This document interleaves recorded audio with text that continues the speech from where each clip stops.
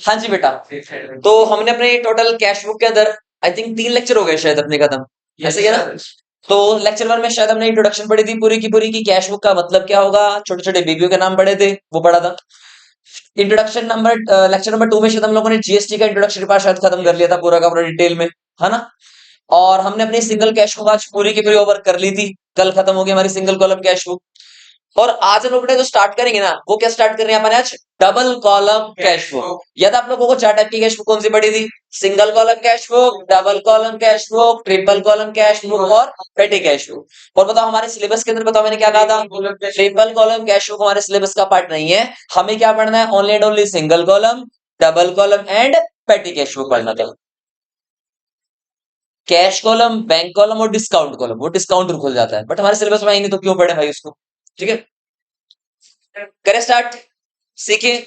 अच्छा एक इंपॉर्टेंट बात और, जो मैंने आप लोगों को बेटा कल टॉपिक पढ़ा था जीएसटी के अंदर, याद है, परचेज की वाइफ का नाम क्या था, इनपुट, सेल्स की वाइफ का नाम क्या था, आउटपुट। तो जहां परचेज वहां इनपुट, जहां सेल्स वहां output.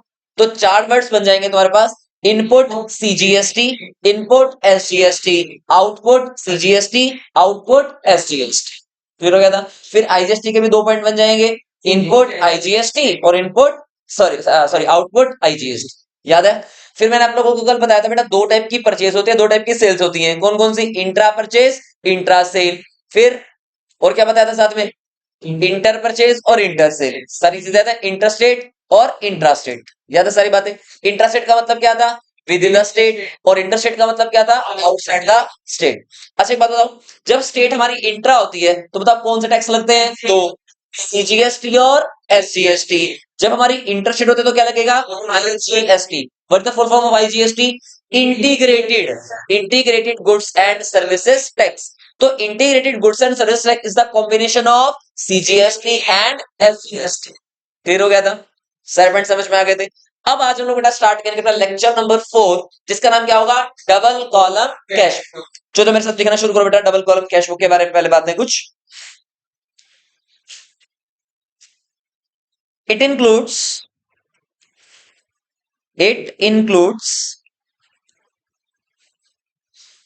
cash as well as banking transactions। बेटा हमने जब सिंगल कॉलम कैश बुक पढ़ी थी ना, तो वहां पे हम सिर्फ और सिर्फ कौन से ट्रांजैक्शंस को रिकॉर्ड करते थे, only and only cash transactions को। लेकिन जब मैं बात करूं आप लोगों से डबल कॉलम कैश बुक की, तो डबल कॉलम के अंदर क्या बात करेंगे, कैश और बैंकिंग ट्रांजैक्शंस दोनों की मैं बातें करूंगा। समझ में आ गया।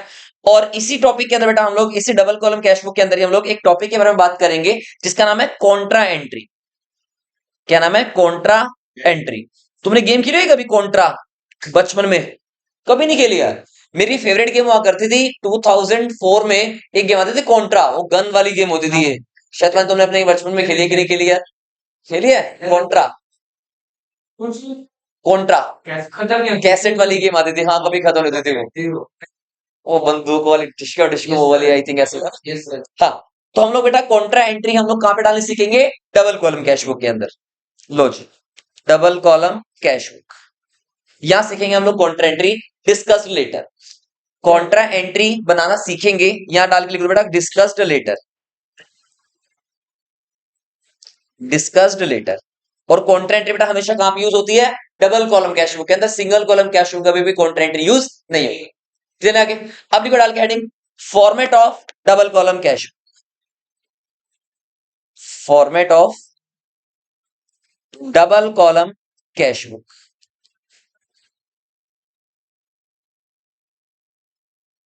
Format of double column cash. डालो बेटा फटाफट जल्दी से जल्दी, अपनी नोटबुक का एक नया पन्ना ले लो, बिल्कुल नए पेज पे आ जाओ। और नए पेज पे आने के बाद आप लोग एक काम करो बेटा जी, अपने पेज को, नोटबुक को हॉरिजॉन्टल फॉर्म में कर लो, और फटाफट से डालो लाइन। फॉर्मेट डालना है, फॉर्मेट बनाएंगे।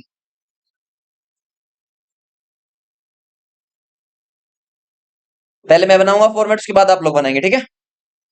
लो जी, पहला कॉलम क्या, पहला कॉलम बनेगा इसके अंदर डेट का, डेट। फिर लिखेंगे हम लोग इसके अंदर वर्ड पर्टिकुलर्स, फिर वर्ड यूज होगा LF, फिर यूज होगा VN, फिर बेटा यूज होगा कैश। अब कैश याद है सिंगल कॉलम में क्या लिखा था हमने, सिर्फ अमाउंट लिखा था, हमें पता है कैश ही है तो वहां लिखने की अलग से नीड नहीं थी। अब क्या लिखेंगे बेटा वर्ड बैंक, कैश के बाद बैंक। क्लियर हो गया। अब आगे हम लोग क्या करेंगे बेटा, फिर से वही सेम चीज रिपीट करेंगे। फिर क्या आएगा यहाँ पे डेट, फिर यूज क्या करेंगे पर्टिकुलर्स। डेट का कॉलम बेटा छोटा कर लेना, LF VN के कॉलम छोटे कर लेना।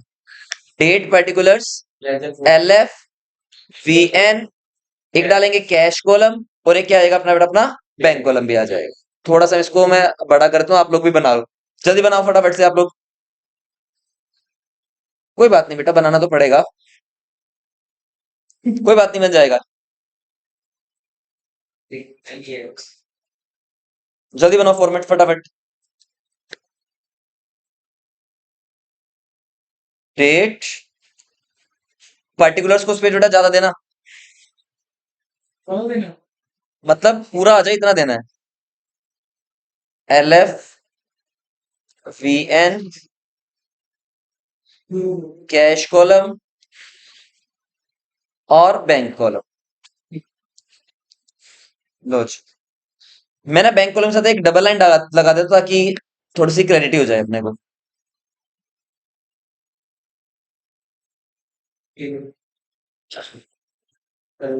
फॉर्मेट बेटा जल्दी से पूरा करो फॉर्मेट।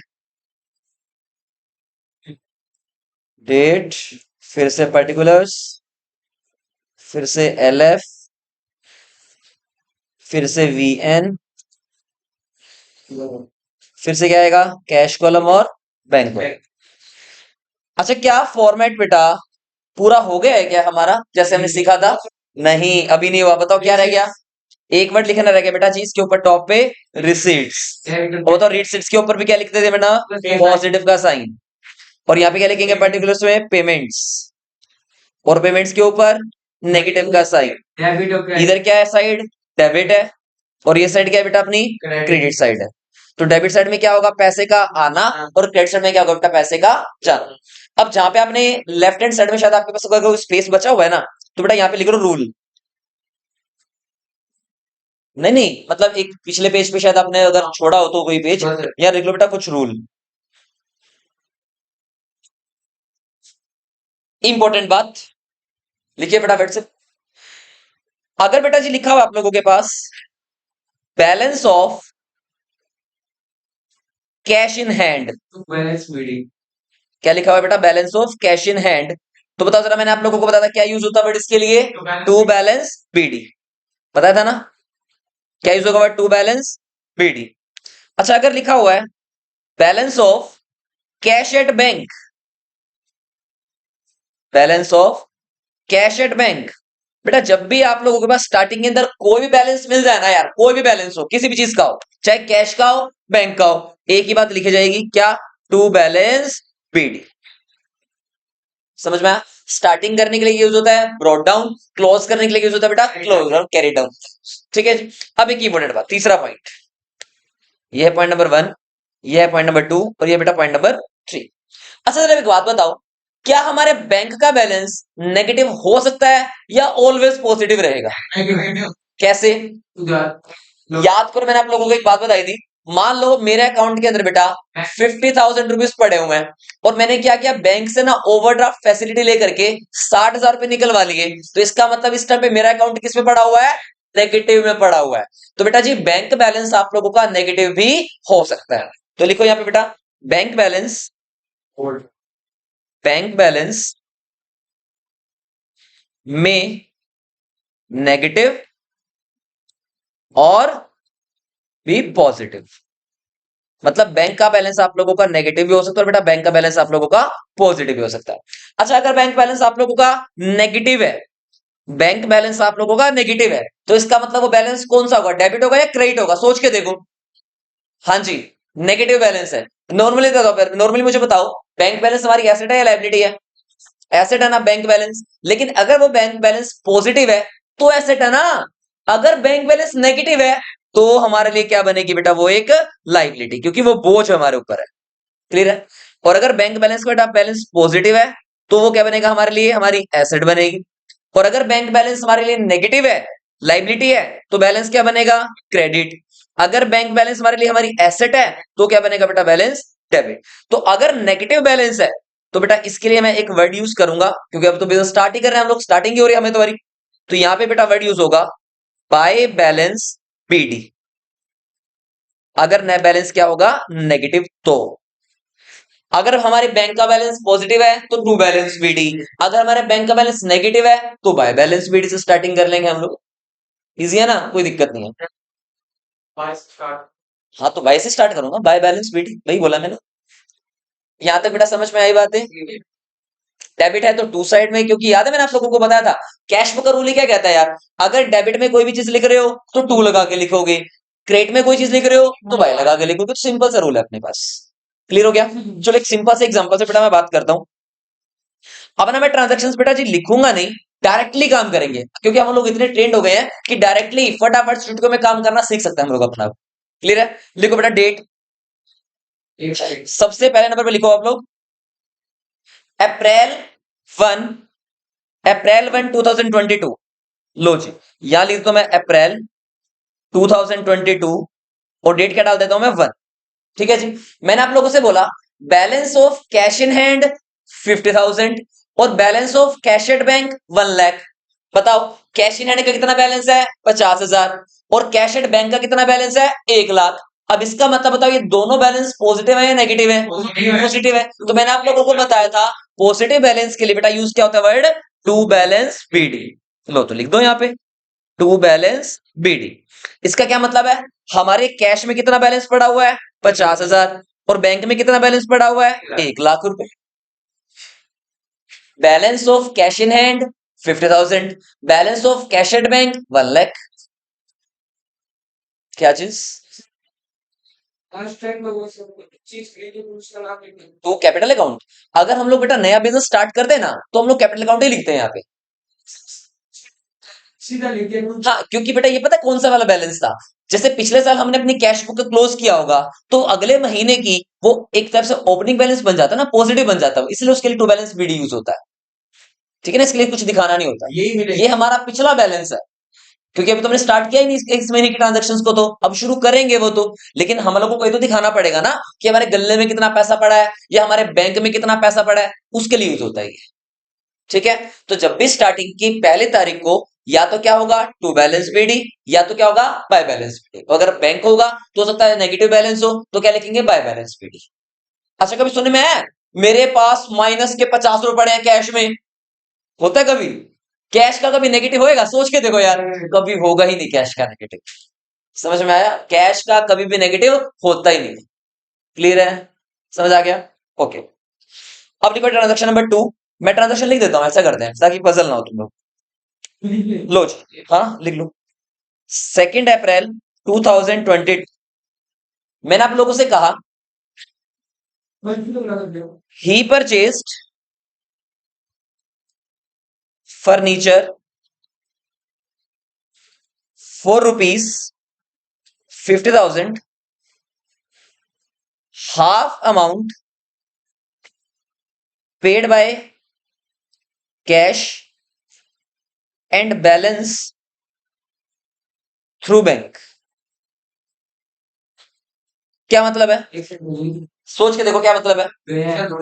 देखो हमने ना फर्नीचर खरीदा है बेटा कितने का? 50,000 रुपए का।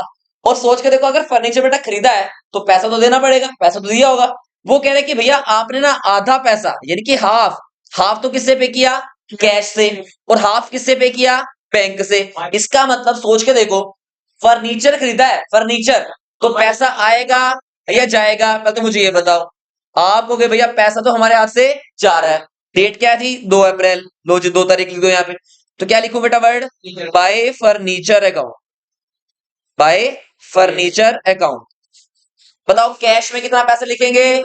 25,000 और बैंक में कितना लिखेंगे? 25,000। ये फर्क पड़ा बस, क्योंकि पहले सिर्फ एक ही होती थी, अब बस दो में काम करना है, और जहां पे काम होगा ठीक है, जहां पे काम नहीं होगा कोई दिक्कत नहीं, हमें क्या मतलब। क्लियर हो गया? Third transaction 3/4/2022 sold plant and machinery for rupees 1,00,000 लो जी बोलो।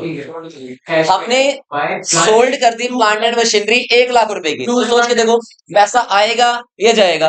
ये तो पक्का हो गया कि पैसा तो आने वाला है। तो आएगा अगर, तो लिख दो डेट बेटा 3 तारीख। क्यों पैसा आया?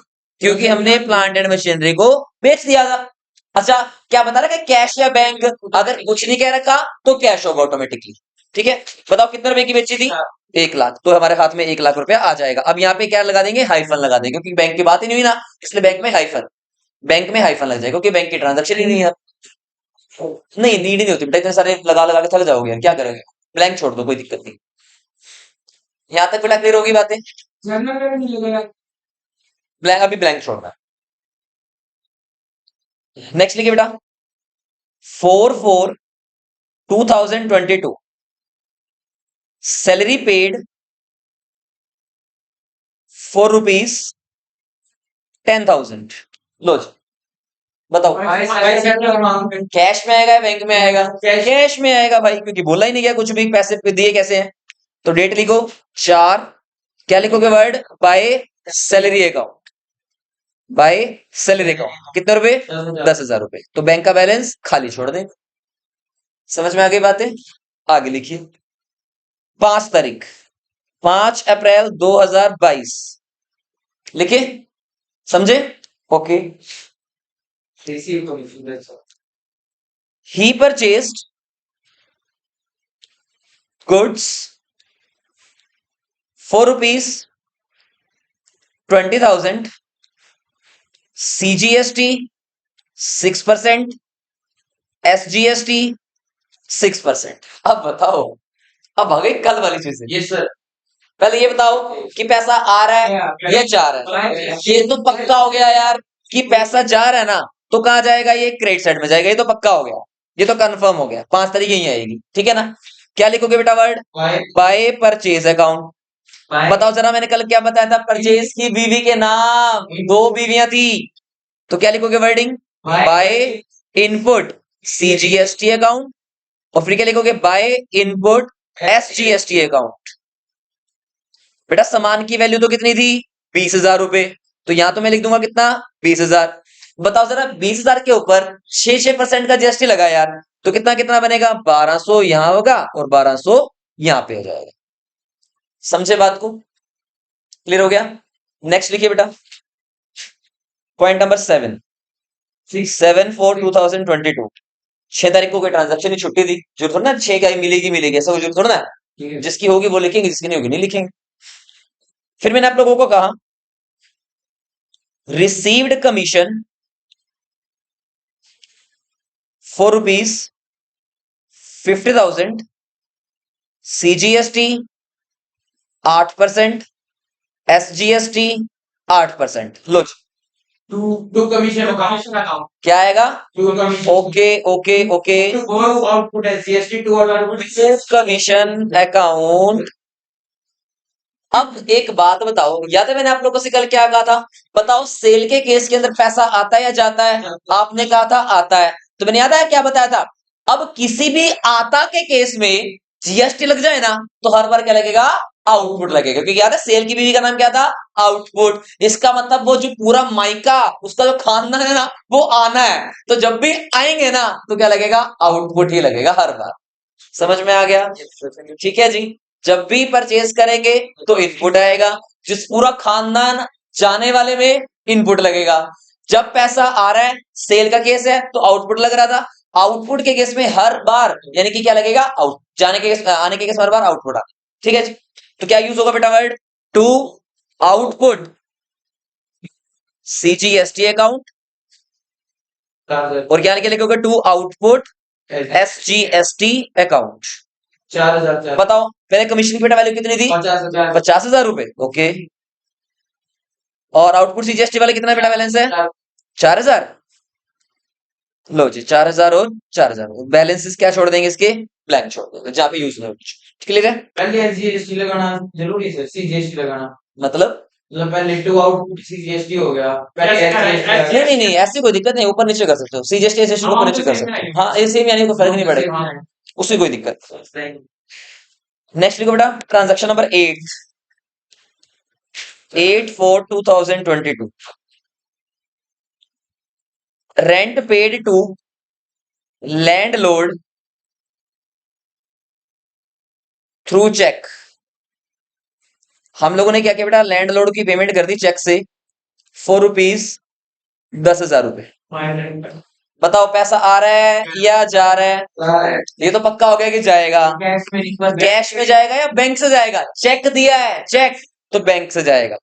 तो डेट इज 8, यहां लिखोगे बेटा आप लोग बाय रेंट अकाउंट, और इस बार पैसा कैश में नहीं, कितना अमाउंट था 10,000, तो पैसा बैंक से जाएगा। वहां पे भी चेक लिखा होगा बैंक। जहां पे चेक लिखा होगा वहां बैंक लिखना है। बहुत इजी है बेटा, ये बहुत ज्यादा इजी। कितनी अमाउंट? 10,000।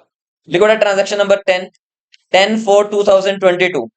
मैंने कहा आप लोगों से bank charges charged bye the bank, bank charges charge by the bank ₹4 ₹5,000। अब मुझे एक बात बताओ जरा, बैंक चार्जेस होते कौन कौन से हैं? जैसे बेटा आप लोगों ने पता होगा, हम लोग एटीएम कार्ड यूज करते हैं, डेबिट कार्ड यूज करते हैं, क्रेडिट कार्ड यूज करते हैं, एसएमएस की फैसिलिटी यूज करते हैं। तो बैंक क्या करता है बेटा, हमारे अकाउंट से ना कुछ चार्जेस काट देता है इन चीजों के। अब इसका मतलब मेरे अकाउंट से पैसे कटेंगे या मेरे अकाउंट में पैसे आएंगे?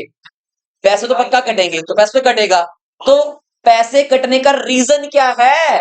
Bank charges. यानी कि 10 तारीख को बेटा मैं कहूंगा कि मेरे अकाउंट से पैसा कट गया, तो यहां लिखेंगे बेटा हम लोग 10 तारीख, और वर्ड यूज क्या होगा? By bank charges account, by bank charges account. कितने रुपए आएंगे? अमाउंट कितनी बोली थी मैंने? 5,000। लो जी, बोलो समझ में आया यहां तक? क्लियर हो गया? अब लिखिए फटाफट नेक्स्ट ट्रांजेक्शन बेटा। 15 तारीख, 15/4/2022।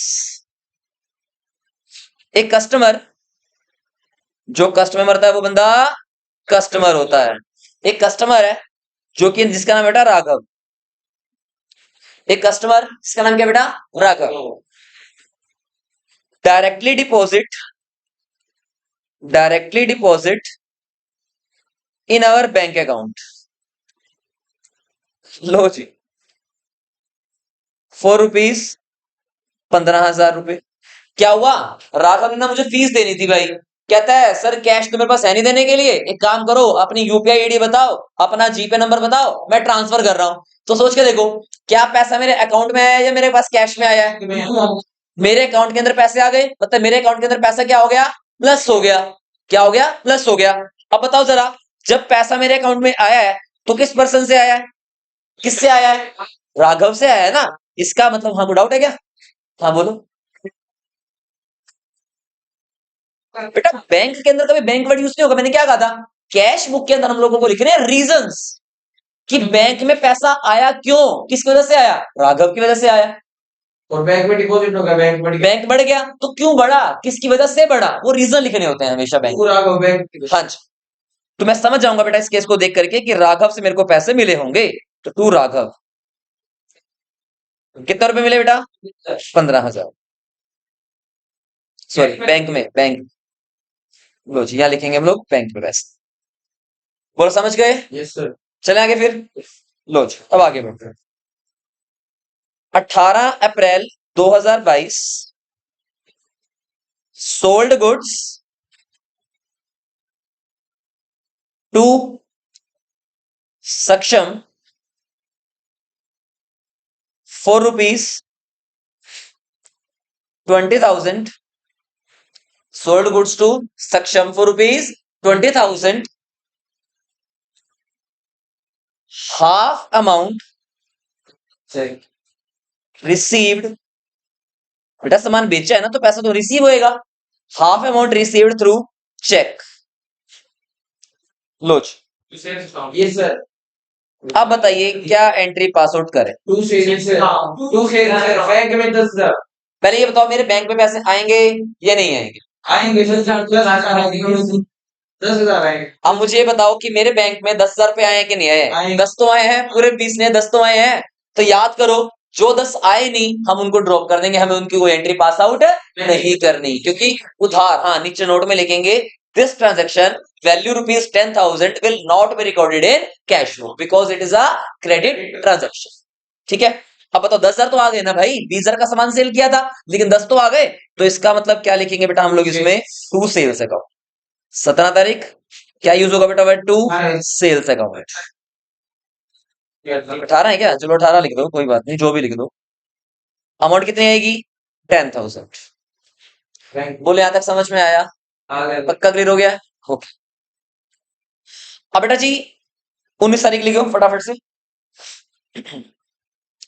बोले। अब मैंने आप लोगों से कहा cash sales ₹4, cash sales ₹4 80,000, cash sales ₹80,000, और इसी लाइन में आगे पता क्या लिखा हुआ है, 60% अमाउंट डिपॉजिटेड इनटू बैंक।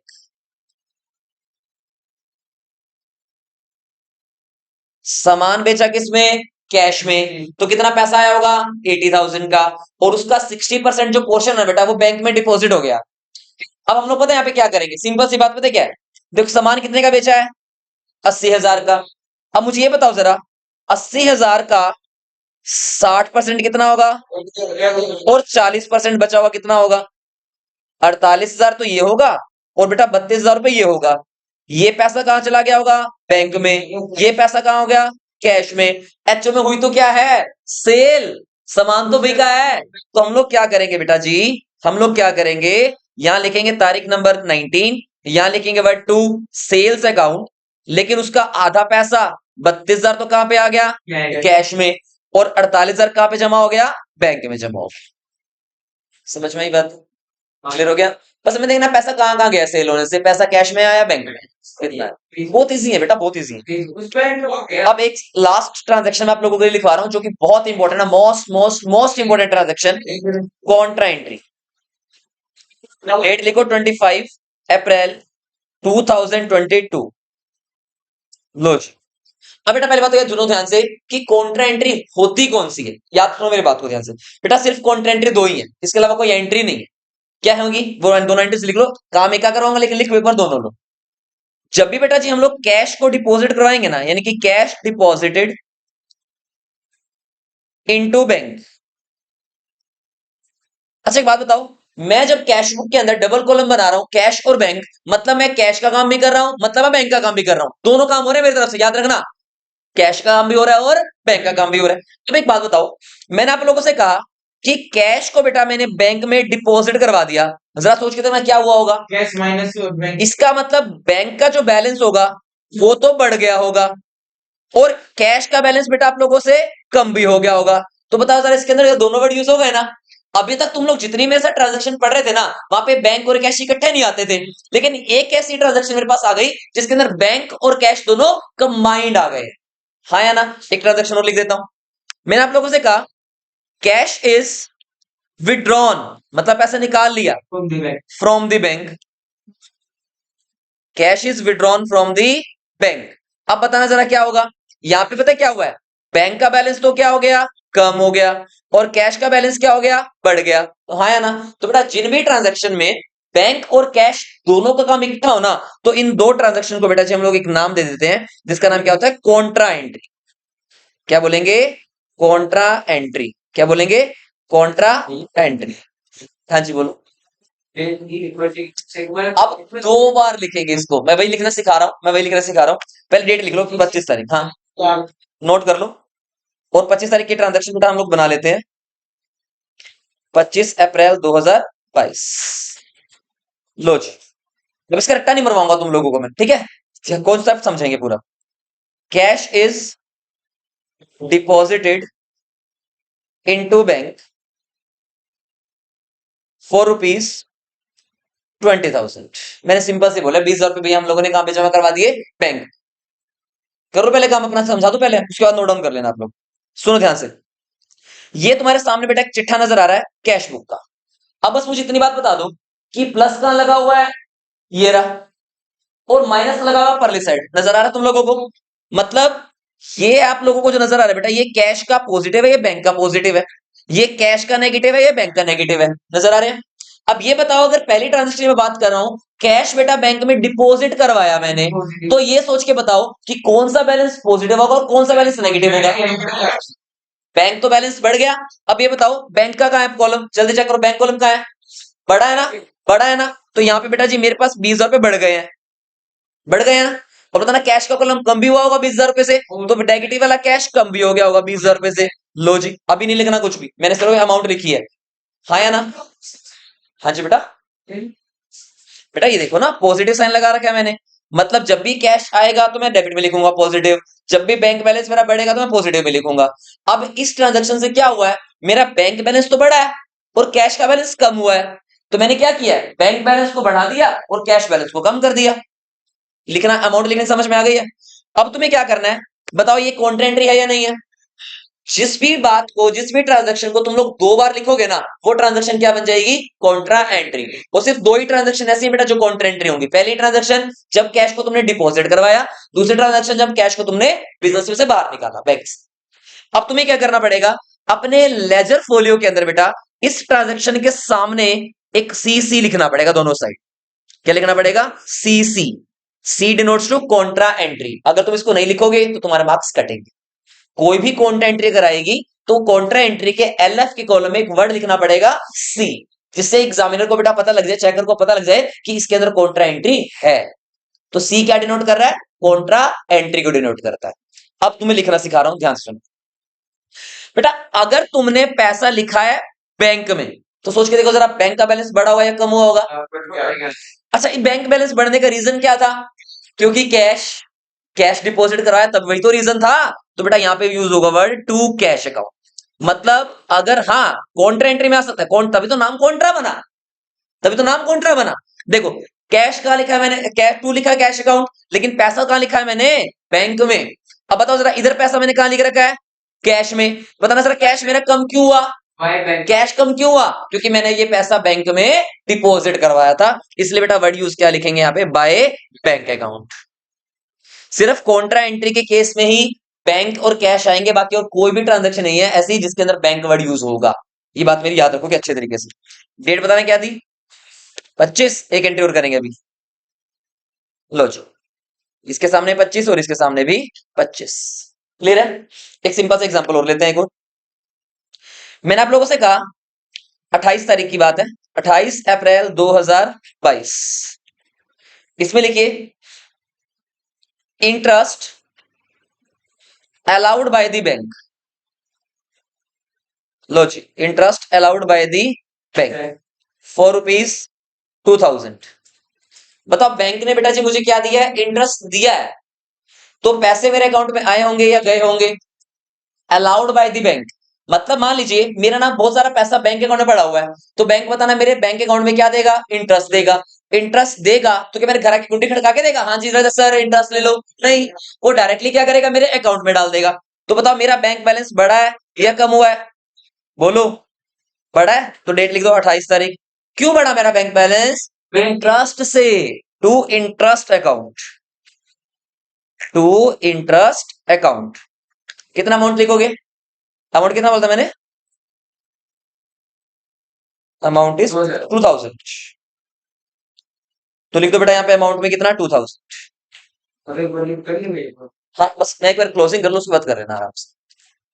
अब एक ट्रांजेक्शन बेटा जी मैं और ले रहा हूं आप लोगों से, कॉन्ट्रा एंट्री फिर से कौन से वाली, विड्रॉन वाली ले रहा हूं। अब ध्यान से सुनो मेरी बात को, अच्छे से समझ में आ जाएगा। लिख लो बेटा date 30 April 2022। Cash is withdrawn. बेटा विड्रॉन का मतलब क्या होता है, निकालना। Withdrawn from the bank. लो जी, मैंने बैंक से बेटा पैसा निकाल लिया है। कितना निकाल लिया, मान लो 5,000 रुपए बेटा जी मैंने निकाल लिया, ठीक है जी। अब मुझे ये बताओ इसका इफेक्ट क्या पड़ेगा, बताओ कौन सा बैलेंस कम होगा, कौन सा बैलेंस प्लस होएगा। कैश आएगा और बैंक कम होएगा। पहले अमाउंट लिखा करो हमेशा। बताओ कैश के बैलेंस में कहां लिखो, अमाउंट में, डेबिट में या क्रेडिट में, डेबिट में, क्योंकि पैसा आ गया होगा। कितना, 5,000। देखो अब मैं क्या लिख रहा हूं, यहाँ पे लिख देता हूँ 5,000 रुपए, अमाउंट लिख लिया करो। और यहाँ पे बताओ बैलेंस कहां लिखूंगा, क्रेडिट साइड में, क्योंकि यहाँ पे पैसा कट गया होगा, हाँ या ना। अब तो क्या लिखना पड़ेगा, एल एफ के कॉलम में क्या लिखना पड़ेगा? सी। एल एफ के कॉलम में क्या लिखना पड़ेगा? सी। अब बताओ मैंने क्या बताया था, अगर पैसा तुमने लिखा है कैश के कॉलम में तो बेटा वर्डिंग क्या यूज होगी? To bank account. To bank account. उसका रीजन, अच्छा अगर तुमने पैसा लिखा बैंक से माइनस करके तो इसका रीजन क्या बनेगा? By cash account. भाई कैश, बैंक से पैसा कट गया, क्यों कटा? क्योंकि उस बेवकूफ बंदे ने कैश निकाल लिया होगा। डेट क्या लिखी थी मैंने यहाँ पे? आई थिंक 30 अप्रैल शायद। इतना समझ में आ गया? अब एक बार के लिए मैं इसको क्लोजिंग करने सिखा रहा हूं, फिर से ध्यान से समझ लो। बताओ स्टेप 1 में क्या करोगे तुम लोग? Column is total receipts. Mobile है किसी के पास? निकालो फिर बेटा फटाफट। क्या करेंगे? Total receipts. लो जी, मैं भी कर लेता हूं, आप लोग भी करो फटाफट से। आप लोग बैंक का करो फटाफट से, मैं कैश का कर रहा हूं।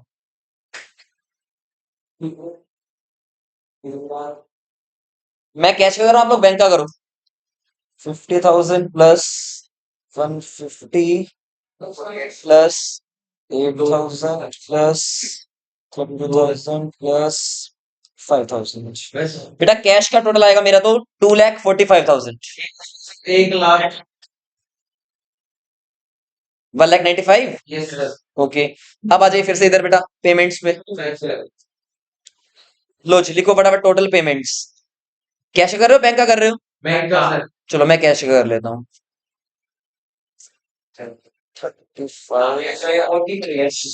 50,000 प्लस 1200 प्लस 1200 प्लस 20,000 77,400। मेरा आ गया 77,400। 45,000। Yes sir. ओके, अब हम लोगों को क्या करना होगा? लिसन इधर, देखो ध्यान से। कैश की रिसीट और कैश की पेमेंट का काम करना है, बैंक की रिसीट और बैंक का पेमेंट का काम करना है। कैश की जैसे डेबिट में ज्यादा हो, ठीक है, उसमें कम हो, ठीक है। क्रेडिट में और इसमें बैंक, हाँ हो सकता है, कुछ भी हो, हमें मतलब नहीं है, लेकिन ऐसा कभी नहीं होगा कैश कमा रहा होगा और पेमेंट ज्यादा कर रहे हो कैश में। ऐसा कैसे हो सकता है बता? क्योंकि मैंने क्या बताया था, कैश तो ऑलवेज क्या रहता है? पॉजिटिव रहता है, और कैश हर बार ज्यादा होगा। मान ले तेरी जेब में 10 रुपए है, तू किसी को 20 रुपए दे सकता है क्या? अभी तो करेगा 10 का नोट फाड़ेगा, 10 एक तरफ 10 एक तरफ, ले लो 20 रुपए बन गए। ऐसा पॉसिबल हो सकता है? नहीं। तो कैश का हर बार बेटा ज्यादा बैलेंस ही होगा। हाँ, बैंक का पेमेंट ज्यादा हो सकता है, रिसीट कम हो सकती है, तो इसलिए वो ओवरड्राफ्ट बन जाएगी वो चीज। ठीक है, सिखा रहा हूं। हाँ, अभी बंद करना सिखा रहा हूँ। पहले मुझे ये बताओ, पहले सिर्फ कैश को बेटा पकड़ो। देखो इधर, पहले मैं इसको बंद करता हूँ, कैश की रिसीट को और कैश की पेमेंट को। बताओ कैश की रिसीट ज्यादा है, पेमेंट ज्यादा है? अरे यार, कैश की रिसीट ज्यादा है यार। 2,45,000 है और 77,400 है। मतलब कैश आया तो कितना है? ज्यादा। तो क्या थे, अब बंद करना कैसे सिखाया था? ट्रिपल लाइन से। ट्रिपल लाइन से सिखाया था। लो जी, बताओ दोनों साइड कितना लिखूंगा? 2,45,000। यहाँ पे 245,000 और यहाँ पे बेटा 2,45,000। अब बताओ 245,000 में से अगर मैं माइनस कर देता हूँ 77,400, तो बेटा मेरे पास कैरेट कितना बचेगा? 167,600। तो क्या वर्ड यूज करेंगे इसके लिए? By balance C D. How much amount? 1,67,600। Date कितनी आएगी बताना जरा? 30 अप्रैल, क्योंकि लास्ट डेट 30 अप्रैल। बेटा अप्रैल में 30 होते हैं डेज। हाँ, डेज अप्रैल में 30 होते हैं ना। 2022। अब हम चेक करते हैं, हाँ बिल्कुल लास्ट डेट आएगी तब बंद करना। अब बैंक का चेक करो फटाफट से। 1,00,000। यहाँ पे भी कितना आएगा? 195,000। हाँ जी बेटा, फिर भी थोड़ा सा अपनी तरफ से होना चाहिए प्रॉपरली। हाँ जी, 195 195। अब ये भी बैलेंस ज्यादा आ रहा है 195 का, और ऊपर कितना है? 45। तो आई थिंक 150 बचेगा शायद।